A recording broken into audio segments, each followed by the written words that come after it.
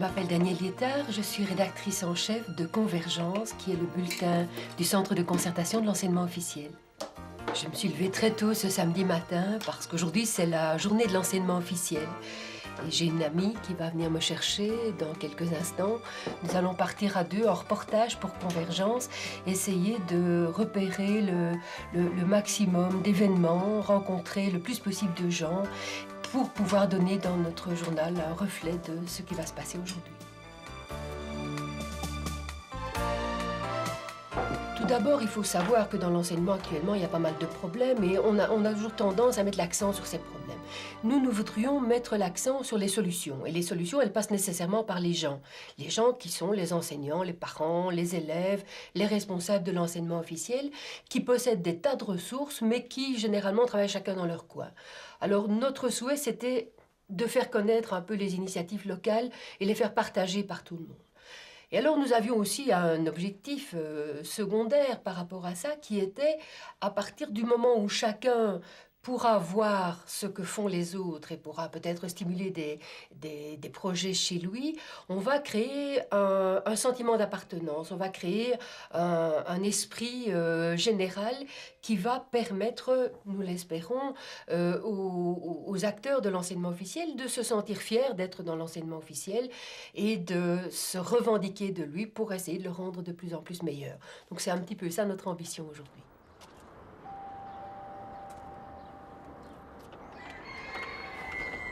Bonjour.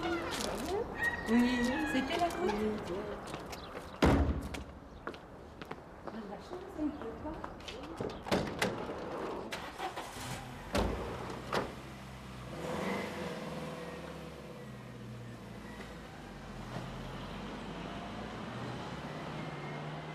La journée a été voulue par 4 associations, le Centre d'action laïque, le Conseil de concertation de l'enseignement officiel, la Fédération des associations de parents d'élèves de l'enseignement officiel et la Ligue de l'enseignement et de l'éducation permanente. Mais d'autre part, sur le terrain, nous avions des équipes locales qui ont travaillé à mener les activités, ce qui fait que je m'attends à trouver une grande diversité dans les réalisations qui seront présentées, mais en même temps une grande unité, puisque tout se basera sur les valeurs de l'école officielle qui sont évidemment communes à nous tous. Alors nous allons d'abord aller voir la maison communale d'Anderlecht où va se dérouler la première activité.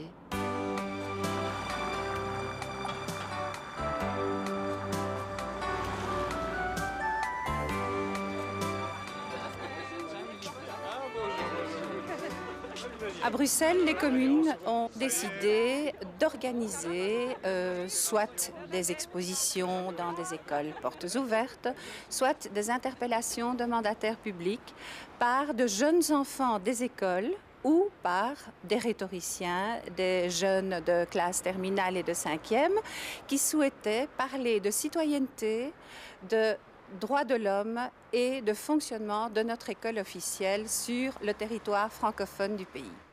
C'est donc en tant que mandataire public que nous répondrons maintenant à vos questions, à vous, électeurs, futurs électeurs, aux questions que vous nous avez adressées. Je voudrais vous demander, pensez-vous que l'enseignement est encore un métier d'avenir, notamment à cause des problèmes de la violence à l'école, etc. Et que faire pour revaloriser le métier afin de retrouver des professeurs motivés? Disons que c'est intéressant parce que ça nous permet de voir comment se déroule vraiment la vie politique au sein de notre commune. Et ça nous permet de poser des questions qui nous concernent et pas de toujours voir à la télé des choses qui ne concernent pas vraiment. Et au moins, on peut essayer de trouver des solutions à nos problèmes personnels. La démocratie, c'est donner la parole aux jeunes, aux plus âgés, aux gens de tout âge, aux gens de toutes conditions. Et là, on le voit bien, il y a des élèves de toutes conditions, il y a des ministres devant nous. Donc, ça nous permet d'avoir un contact avec des gens qui ont une autorité supérieure. Donc, d'office, on nous donne un peu plus la parole, ce qui est quand même assez rare. Dans les écoles, on nous donne pas mal la parole, mais on n'a pas le sentiment de s'adresser directement là où il y a le point organisateur. Et donc là, on nous donne la chance de dire au ministre ce qu'on pense vraiment et ce qu'on voudrait qu'il fasse pour nous. Quand on parle de l'école aujourd'hui, on parle un peu de catastrophisme, de déprime. Et en fait, il y a dans nos écoles aussi toute autre chose qui se passe. Il y a de véritables milieux de vie très dynamiques où les élèves, finalement, petit à petit, s'épanouissent pour devenir des citoyens heureux, des citoyens utiles à la société. C'est ça, en un premier temps, qu'on voulait essayer de montrer. En un deuxième temps aussi, essayer de montrer que cet enseignement officiel qu'on présente très souvent un peu sous une forme éclatée, dépendant de différents pouvoirs organisateurs qui n'ont pas grand-chose en commun, finalement ont énormément de valeurs communes qu'ils essayent de défendre et de promouvoir, des valeurs qui sont à la base de notre démocratie, donc des valeurs qu'on peut appeler des valeurs citoyennes. Sur l'ensemble du territoire de la communauté française, il y a à peu près 200 écoles qui sont mobilisées, ce qui fait grosso modo de 200, 300, peut-être même 400 enseignants, parents, amis qui vont quelque part jouer les animateurs. Et au total, sans doute, plusieurs milliers d'élèves. Donc tout ça, on en fera le constat ce soir, mais on espère bien que chacun sera présent au rendez-vous.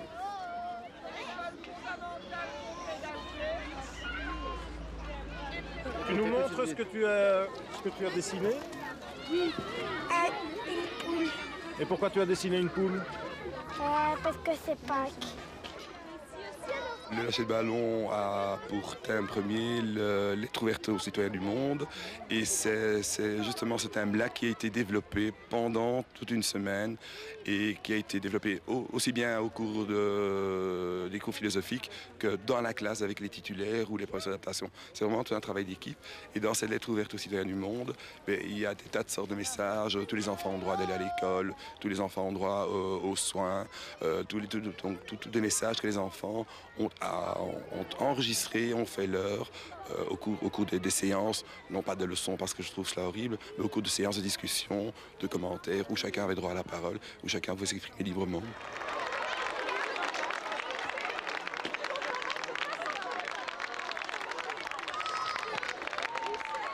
Dans l'esprit des enfants, mais nous essayons de faire en sorte qu'ils se rendent compte que ces valeurs, ce sont des valeurs les plus importantes pour que l'adulte ou l'être en devenir puisse s'épanouir, puisse se réaliser dans un monde plus juste, plus équitable, plus démocratique.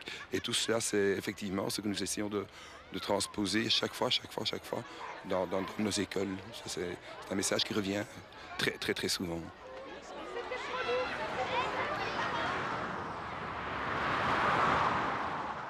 À Bruxelles, on a vu deux activités très différentes. La première montrait le contact, la rencontre entre des représentants d'un pouvoir organisateur et des étudiants délégués d'élèves. C'était intéressant, mais en même temps, c'était quelque chose d'encore à rôder, à améliorer, parce que visiblement, les contacts sont neufs. D'autre part, le lâcher de ballon avec les petits-enfants dans le Square Ambiorix, là, c'était assez magique. Il y avait de leur part une grande volonté d'ouverture, une grande volonté de communiquer des messages, mais leur message était parfois tellement important que les ballons ne s'envolaient pas. Alors, c'était assez touchant. Je pense que de ce que nous avons vu, il apparaît que les démarches d'expérimentation sont vraiment inscrites dans les valeurs de l'enseignement officiel et dans ses stratégies. En fait, ce sont des enjeux auxquels l'école officielle croit et auxquels elle essaye de former les jeunes.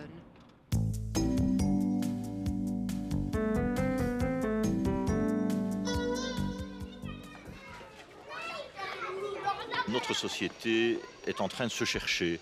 Notre société est en train de redéfinir ses valeurs et il est bien normal que dans ce cadre, l'école elle-même se cherche. On a dit que l'école était en crise et c'est vrai que dans notre pays, comme dans beaucoup de pays européens, le monde de l'enseignement revendique une place qu'il mérite dans une société démocratique puisque l'école a un rôle essentiel et que cette place ne lui est pas toujours laissée.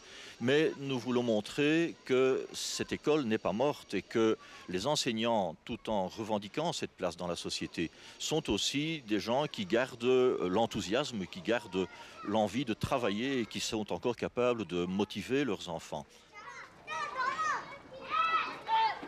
Je crois qu'il y a un langage nouveau qui est en train de naître, une réflexion qui est en train de s'établir, et peut-être, je suis formel là-dessus, je crois qu'il y a une nouvelle mentalité, une nouvelle culture de l'école qui est en train de s'installer. Et cette nouvelle culture constitue tout de même un élan le fait aussi que les gens apprennent à se parler avec des concepts nouveaux, des concepts de citoyenneté, des concepts d'honnêteté intellectuelle, d'analyse critique, de doute de tout ce qui peut se faire et se lire dans la presse, dans les événements, dans les commentaires qui se font dans les familles aussi. Je crois que le fait d'évaluer tout ça et de permettre aux enfants d'avoir une véritable analyse critique des choses de la vie, et je suis très étonné avec quelle pertinence ils ont la faculté d'analyser les choses et de revendiquer et de se remettre en question eux-mêmes.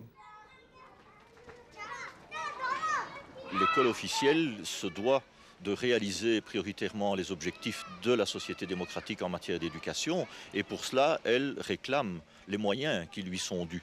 Nous pensons qu'elle doit disposer des priorités, d'une priorité totale, parce qu'elle seule est capable de conduire les enfants vers cette citoyenneté, vers les valeurs qui sous-tendent cette société démocratique.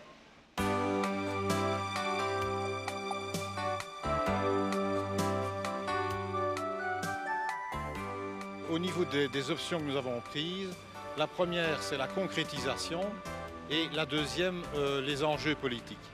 La concrétisation, c'était de dire que nous avons un discours évidemment extrêmement généreux et général sur nos valeurs, valeurs de pluralisme, de tolérance, d'ouverture, de démocratie.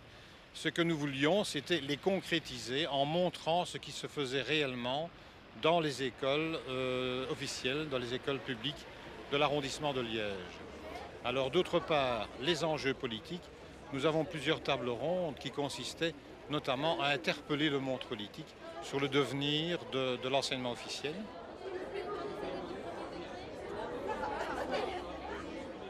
Nous avons organisé notamment un chapiteau qui regroupe des associations, mais aussi essentiellement des écoles, qui ont développé des projets centrés sur l'éducation à la citoyenneté tout au cours de l'année et des années précédentes, bien entendu. Nous avons également organisé des débats, l'un centré sur la politique ou les politiques de l'enseignement officiel, et du développement et de la défense de l'enseignement officiel, mais aussi un débat sur la pratique de la citoyenneté à l'intérieur de l'école. Farid est un bon élève dans la classe. Et dans cette classe, 2 élèves seulement ont échoué au baccalauréat. C'est-à-dire que nous avons obtenu un des meilleurs résultats de ces dernières années dans cette classe terminale. Les enfants que nous avons dans les classes aujourd'hui ne savent pas si l'avenir qui les attend sera viable. Tout simplement viable au sens propre du terme. Et à partir de là, effectivement, les enjeux changent complètement. Parce que nous ne pouvons plus nous contenter d'éduquer les enfants dans la répétition ou dans la transmission. Nous devons les éduquer à l'imprévisible. Comment peut-il écrire à la classe et dire ce qu'il dit en toute liberté, en toute sécurité ? Je crois que chez les enseignants, en tout cas, il y a des trésors d'énergie qui sont actuellement un peu trop souvent étouffés ou endormis et qui pourraient se déployer si, en effet, un certain nombre de transformations institutionnelles étaient introduites dans l'école. Je prends un simple exemple. Quand je rentre dans ma classe, c'est immédiatement une situation de face-à-face duel qui se produit.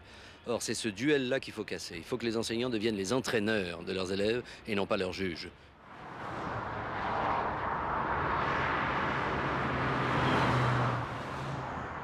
Dans tout ce que j'ai vu à Liège, je retiens surtout la valeur de démocratie qui était vraiment omniprésente. Dans l'exposé de Bernard de France, eh bien, c'était réellement l'école qui doit être démocratique, pas seulement dans son discours, mais dans son fonctionnement, et qui dès lors doit valoriser le droit des élèves.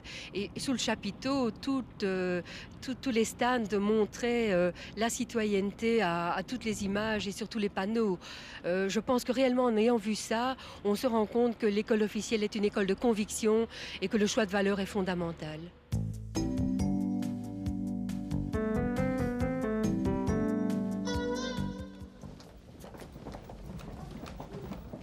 École publique, gérée par des mandataires publics élus, financée par l'argent de la collectivité, l'école officielle a le devoir de donner une priorité à la formation du citoyen et à préserver fondamentalement les valeurs de notre démocratie.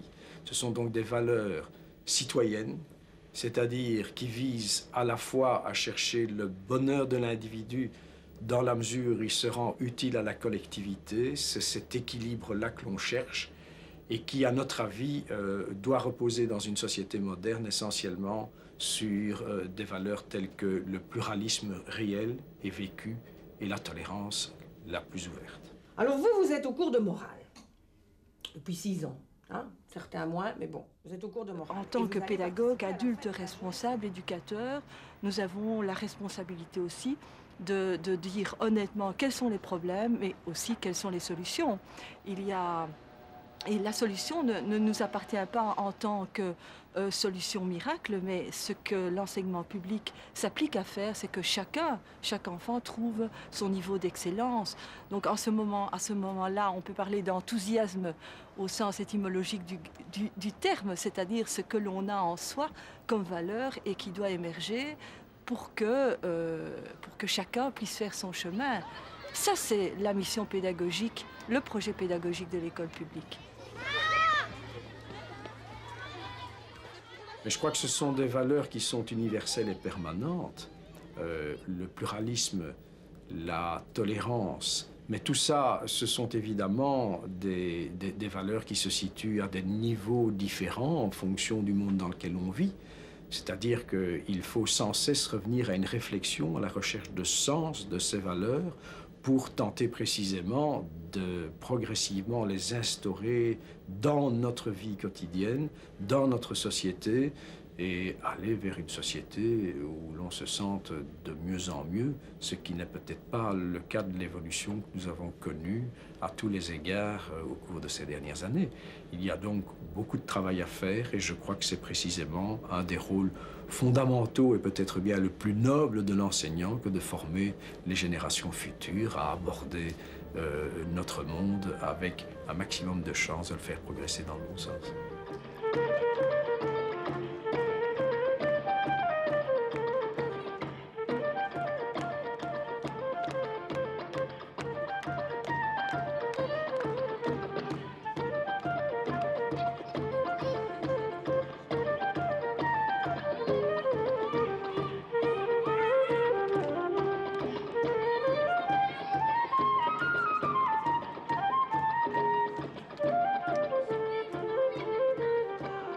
Nous avons organisé la journée de l'enseignement officiel à Namur en essayant de privilégier la démocratie, c'est-à-dire la parole aux acteurs. Essayer de donner le moins d'ordre possible venant d'en haut, mais essayer au maximum de profiter de toutes les énergies et de toutes les initiatives qui se déroulaient sur le terrain.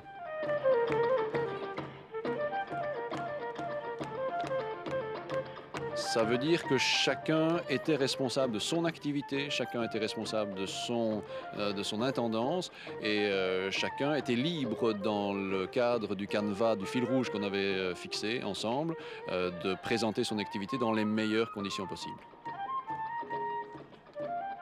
L'enseignement officiel, de toute manière, ça va être des élections, des politiques qui ne nous écoutent pas, des décisions qui vont se prendre, on ne sait pas très bien pourquoi, des gens qui veulent laisser leur nom à une réforme, donc de ce côté-là, je ne me fais pas beaucoup d'illusions. Évidemment, si dans des établissements comme ceci, on avait 1 ou 2 éducateurs en plus, 1 ou 2 personnes pour entretenir les locaux, si on n'attendait pas plus de 15 jours pour avoir des collègues quand on a quelqu'un de malade, si on ne nous entassait pas les gosses dans les classes, mais ça ne se fait pas que chez nous, il n'y a pas que dans l'enseignement officiel.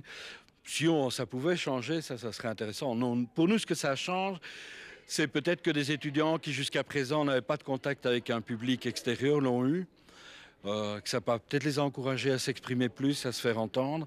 Ça va peut-être obliger les adultes à être plus attentifs à ce qu'ils disent aussi, et pas seulement dans le cadre de la cuisine le soir, ou une fois de temps en temps sur une émission de TV, quoi.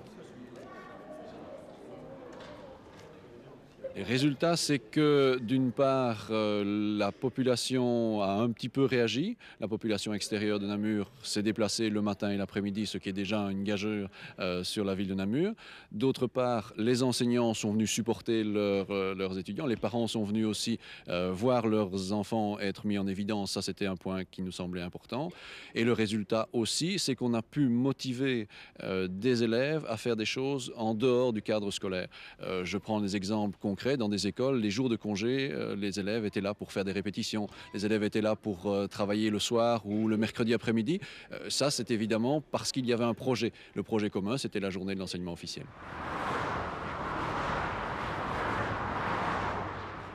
À Namur, on avait vraiment mis l'accent sur l'expression des jeunes, pas seulement par la parole, mais également par le dessin, par la peinture et surtout par la musique. On a réellement été baignés dans la musique pendant tout le séjour à Namur. Je pense que c'est important de reconnaître cette place aux jeunes, de les associer pleinement, parce que l'école de demain, qui devrait déjà être mise en place aujourd'hui, c'est vraiment l'école dans laquelle les jeunes sont acteurs à part entière.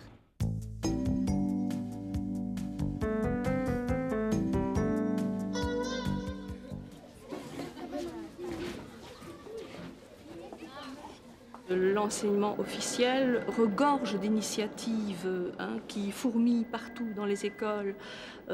Il regorge de professeurs et d'instituteurs, enfin d'enseignants animés d'un grand enthousiasme qui veulent faire partager à leurs élèves.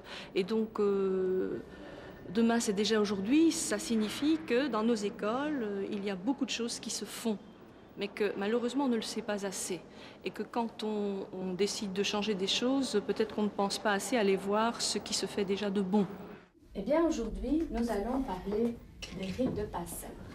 Alors sûrement, vous allez vous demander... À mon avis, l'avenir de l'école, il passe par tous les acteurs de l'école. C'est-à-dire que jusqu'à un temps relativement récent, l'école, c'était surtout les professeurs, c'était surtout les directions, c'était les pouvoirs organisateurs.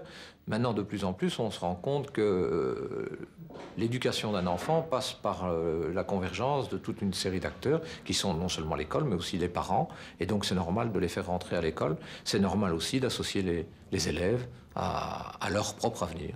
Mais seulement son rôle et sa personnalité auront changé. Est-ce que vous voyez bien? Oui.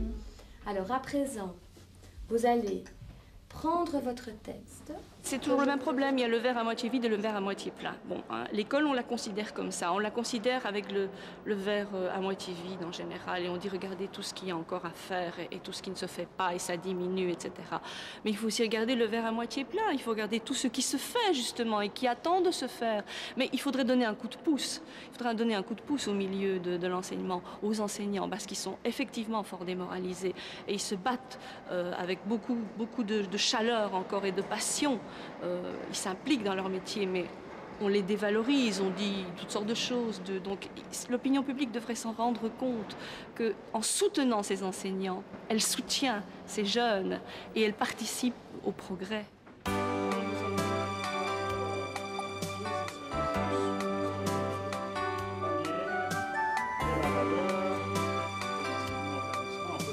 Après avoir parcouru cette journée en communauté française, je reviens avec un sentiment un peu mitigé. C'est-à-dire qu'à la fois, je suis frappée par la grande diversité de tout ce que nous avons eu l'occasion de voir, mais aussi par une énorme ressemblance entre ce qui est sous-jacent. C'est-à-dire que finalement, on sent, je trouve de façon très nette, que l'enseignement officiel est sous-tendu par les mêmes valeurs, mais elles ont des possibilités de s'exprimer assez différentes. Ça, c'est vraiment peut-être la chose qui me frappe le plus à chaud ce soir. D'information notamment que chacun... Nous avions bien l'intention de montrer qu'il y avait dans l'enseignement officiel des valeurs qui pouvaient servir à des initiatives intéressantes. Elles ont été réalisées aujourd'hui. J'ai vu d'excellentes choses un peu partout où je suis passé, des débats de qualité, des manifestations artistiques de très haute qualité, avec peut-être un petit aspect négatif. Il ne faut pas faire de l'autosatisfaction, c'est toujours dangereux. Il y aurait sans doute pu y avoir un peu plus de public, un peu plus de monde pour pouvoir apprécier la qualité du travail qui a été réalisé. Mais la qualité a largement compensé peut-être le manque d'impact dans le grand public. Il y aura de toute façon des réflexions à tirer de tout ceci. Et j'espère bien que les jours qui viendront seront mis à profit pour tirer le bilan de notre opération du 27 mars 1999.